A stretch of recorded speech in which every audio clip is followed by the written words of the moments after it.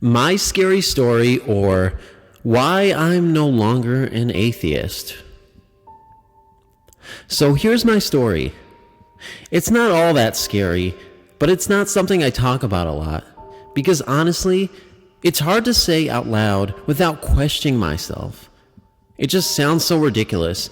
I accepted a while ago that no, I'm not exaggerating or making things up. I know my truth, even if my truth seems impossible or no one else believes me. Since I was little, I've seen shadows, or at least that's what I called them until recently. One of my earliest memories is seeing them in my bedroom at night, crawling over my walls and ceilings. They lived behind my bedboard and came out in the dark and stole words from my mouth when I was sleeping. I tried to tell my parents, but the only word I really understood for swoopy crawling night things was moth. And they thought I was saying mops. I was maybe 4. At that point, I decided I couldn't have any light in my bedroom when I slept anymore. My reasoning was, if I couldn't see them, they weren't there. So before bed, I'd make them hang blankets over the windows and door so no light could come in. I couldn't see the shadows anymore. But shutting light out of my room didn't keep them out of my dreams. I've always had really horrific dreams.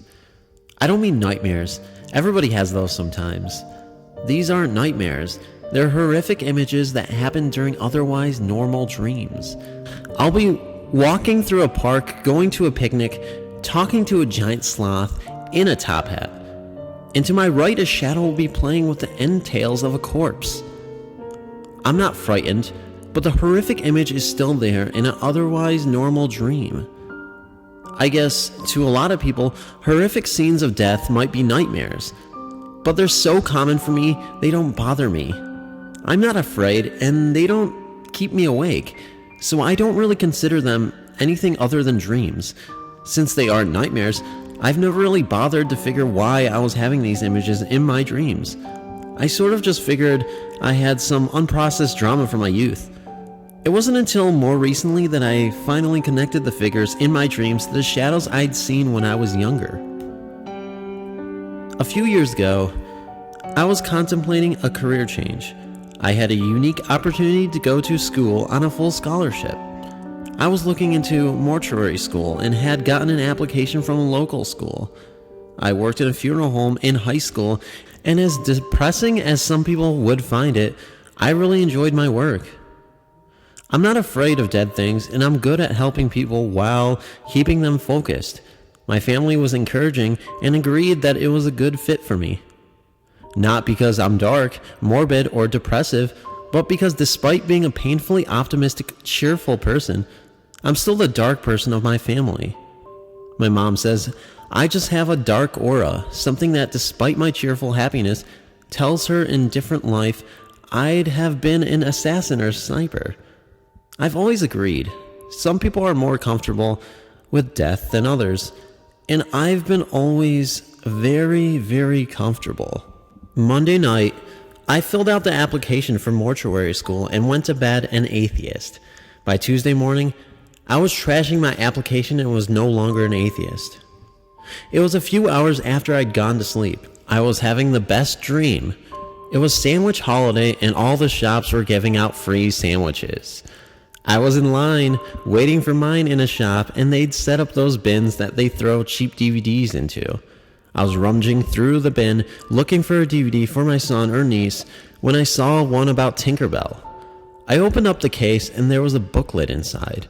I started reading the booklet and everything around me grew very dark. The booklet described different types of fairies, but the pictures were moving. Some of the fairies were just smoke and shadow. Others were grotesque, with out-of-proportion limbs and heads that moved as if they were attached to their bodies, but a loosely coiled spring. Terrified. I woke up relieved it had been a dream turned nightmare. I stared for a few minutes into the blackness at my ceiling, letting my heart rate and breathing get back to normal. I was confused why something so unscary could leave me breathless and with a lingering fear. A few minutes passed and I fell back asleep and began dreaming again. You know how sometimes if you fall asleep with the TV on, what's on the television can infect your dream? And even though you're sleeping, you know there are pieces of your dream that aren't coming from you, but from the TV. This new dream was like that. I could tell this dream wasn't from me. In my dream, I was asleep in my bed. A large salamander sort of person was waking me up. Finally, I opened my eyes enough to see him, but I couldn't speak because I was sleeping. He said that he was a death fairy? I could feel him reaching into my mind, and fairy wasn't the right word, but it was the closest he could find in my vocabulary. He told me that I couldn't go to the mortuary school, that for whatever reason I attached a lot of death spirits to me, and that they liked being around me. But if I worked around death, he couldn't promise safety for me or my loved ones. Then he showed me images of me working in a funeral home, with shadows made real that bit, and cut and followed me from room to room before following me home.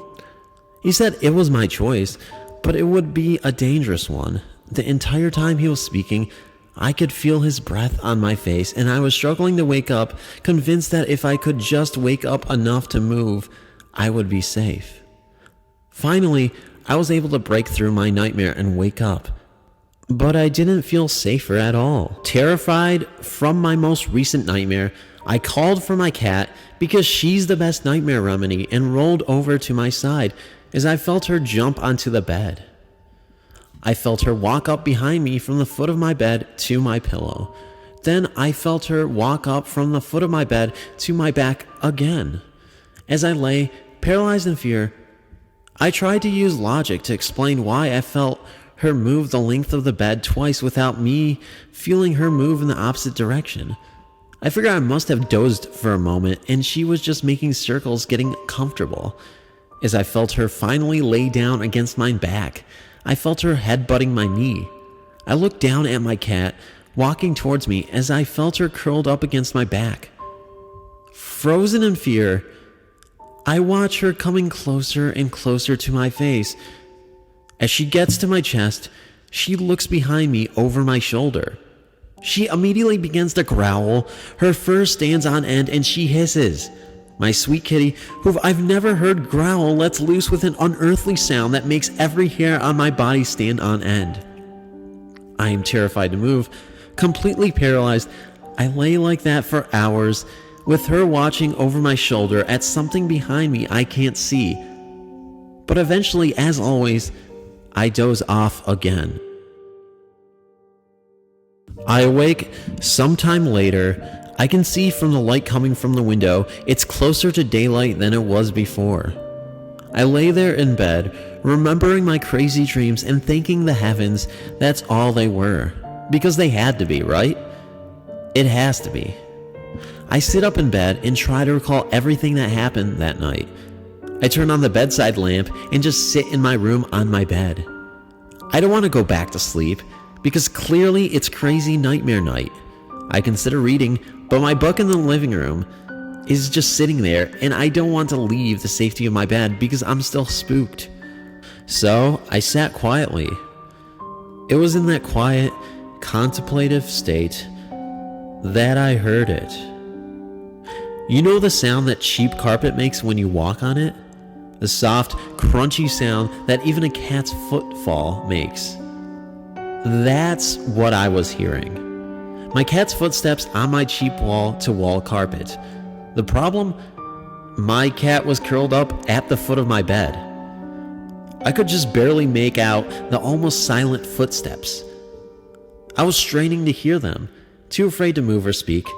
What happened next was so fast, it's kind of difficult to describe. As I sit at the head of my bed, at the foot of my bed, when I feel something jump onto the bed near her. I watch as she wakes up and looks in the direction I felt something land. She's waking up. Something pushes her towards the edge of the bed. I see her eyes grow big and her fur stand on end.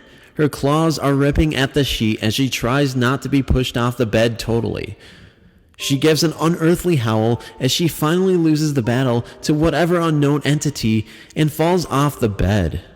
And now I'm alone and awake with something I can't see at the foot of my bed. I sat there, motionless, for another 2 hours until my alarm goes off for morning. It's been light outside for a while, but I didn't work up the courage until the sound of my alarm broke the silence. I threw away my application to the mortuary school before going to work that day. It took my cat several days before she calmed down and started acting normal. As an atheist, I either had to accept I had some sort of mutual mental breakdown with my cat, or I had to accept maybe there was something else. The problem with accepting that one thing is real, logic will dictate that one thing can be real. All things have the possibility of being real. I told my friend Artemis about what happened that night. She is my only friend who truly believes in things otherworldly. She's always insisted that I was a witch or prophet or a healer or something. I've always insisted she was a little cray-cray. When I told what happened that night, she said that my world would be different now, that things would happen more often because now that I'd seen, I was seen in return. She's right, of course, not about the witch, prophet, healer, whatever, but about what being seen. It's the reason why non-believers don't usually have spiritual experiences. Atheists aren't possessed by demons. Christians never manifest Kali. Why a family can live in a haunted house, but the father never sees the ghost. It's not the belief alone. It's that first contact. It's the first piercing of the veil. Once you see a piece of the spirit world sees you and takes notice. And it's so much simpler to interact with someone you can see.